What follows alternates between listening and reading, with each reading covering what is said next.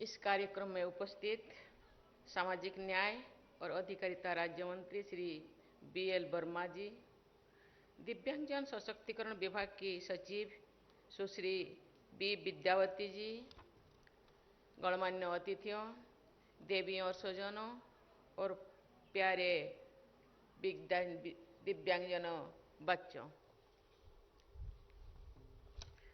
सभी को नमस्कार। दिव्यांगजनों की क्षमताओं और उपलब्धियों के उत्सव पर्पल फेस्ट में आप सभी के बीच उपस्थित होकर मुझे हार्दिक प्रसन्नता हो रही है। आप सबने अमृत उद्यान के प्राकृतिक सौंदर्य का आनंद उठाने के साथ साथ आज यहाँ आयोजित अनेक गतिविधियों में भाग लिया है। मुझे विश्वास है कि इससे न केवल आपका मनोरंजन हुआ होगा बल्कि आपको बहुत कुछ सीखने को भी मिला होगा। राष्ट्रपति भवन परिसर के अमृत उद्यान में प्रतिवर्ष प्रकृति के सौंदर्य को देखने के लिए अनेक लोग आते हैं। लोगों के लिए ये एक अविस्मरणीय सुखदायी अनुभव होता है। राष्ट्रपति भवन के द्वारा सबके लिए खुले हैं, सबके लिए ये राष्ट्रपति भवन का द्वार खुला है, लेकिन दिव्यांगजन हमारे विशेष मेहमान हैं। हर वर्ष एक विशेष दिन उनके लिए निर्धारित होता है। देवियों और स्वजनों, कोई भी देश या समाज सिर्फ उस बात से नहीं जाना जाता कि वे सक्षम वर्ग लोगों के लिए कितना कर पाया है, बल्कि इस बात से जाना जाता है कि वह वंचित वर्ग के प्रति कितना संवेदनशील है। अगर हम भारतीय इतिहास को देखें तो हम पाएंगे कि संवेदनशीलता, समावेशिता और सद्भाव में विश्वास हमारी संस्कृति और सभ्यता के मानक रहे हैं। आज के विश्व में हमारे देश का गौरव बढ़ाने में डॉक्टर दीपा मलिक, सुश्री अरुणिमा सिन्हा, सुश्री अवनी लेखरा जैसे कई बेटियां ने अभूतपूर्व योगदान दिया है। ये सब लोग इस बात का प्रमाण है कि समर्पण और दृढ़ संकल्प के बल पर किसी भी बाधा को पार किया जा सकता है। भारत का संविधान हमें आदर्श सामाजिक मानक प्रदान करता है। हमारे संविधान की प्रस्तावना सामाजिक न्याय, प्रतिष्ठा की समता और व्यक्ति की गरिमा के आदर्श स्थापित करती है। राज्य के नीति निर्देशक तत्व दिव्यांगजनों के लिए शिक्षा, कार्य और सार्वजनिक सहायता पाने का अधिकार प्रदान करता है। दिव्यांगजनों ने शिक्षा, खेल जगत, विज्ञान, कला, साहित्य, उद्यमिता और सार्वजनिक जीवन में उल्लेखनीय उपलब्धियां हासिल की है। इस पर्पल फेस्ट की विभिन्न प्रदर्शनियों में भी उनकी प्रतिभा की झलक देखने को मिली।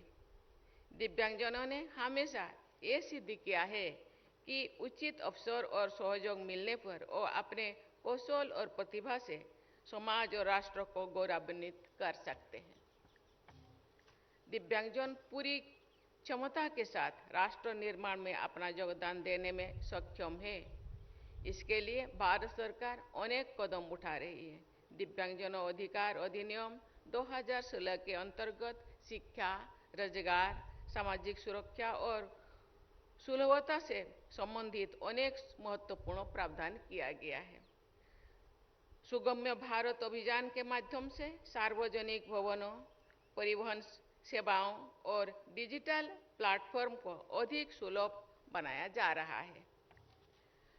सहायक यंत्रों या उपकरणों की खरीद और फिटिंग के लिए एडिप स्कीम यानी दिव्यांगजनों को सहायता योजना और प्रधानमंत्री दिव्यांग केंद्रों के माध्यम से उपलब्ध कराया जा रहा है। सहायक उपकरण लाखों लोगों को स्वतंत्रता और आत्मविश्वास के साथ जीवन जीने का सहायता कर रहे हैं। आज टेक्निक और नवाचार दिव्यांगजनों के सशक्तिकरण के नए अवसर खोल रहे हैं। देवियों और स्वजनों, दिव्यांगजनों का सशक्तिकरण समावेशी समाज के निर्माण की दिशा में महत्वपूर्ण है, लेकिन ये केवल सरकार के प्रयास से संभव नहीं है। इसमें समाज के प्रत्येक व्यक्ति और संस्था की सक्रिय भागीदारी आवश्यक है। ये प्रसन्नता का विषय है कि सामाजिक गठन, स्वयंसेवी संस्थाएं और कॉरपोरेट प्रयोगत इस दिशा में कार्य कर रहे हैं। हम वर्ष 2047 तक विकसित भारत के सामूहिक लक्ष्यों को साथ आगे बढ़ा रहे हैं। इस यात्रा में हमारे दिव्यांगजन भी बराबर की भागीदारी है। उन्हें समान अवसर और सम्मान के साथ आगे बढ़ने का अवसर प्रदान करना समाज के प्रत्येक सदस्यों की जिम्मेदारी है। मैं दिव्यांगजन बेटे और बेटियों से कहना चाहूंगी कि आप पूरे आत्मविश्वास के साथ जीवन में आगे बढ़े। आपको सरकार और समाज का सहयोग मिलेगा। आपकी लगन, मेहनत और परिश्रम न केवल आपको प्रगति के मार्ग दिखाएगा, बल्कि सभी देशवासियों की प्रेरणा भी प्रदान करेगा। मेरी हार्दिक शुभकामनाएं आप सबके साथ है। आपको बहुत बहुत धन्यवाद। जय हिंद, जय भारत।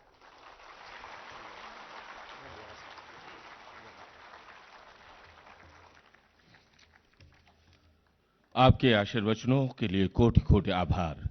माननीय राष्ट्रपति महोदया।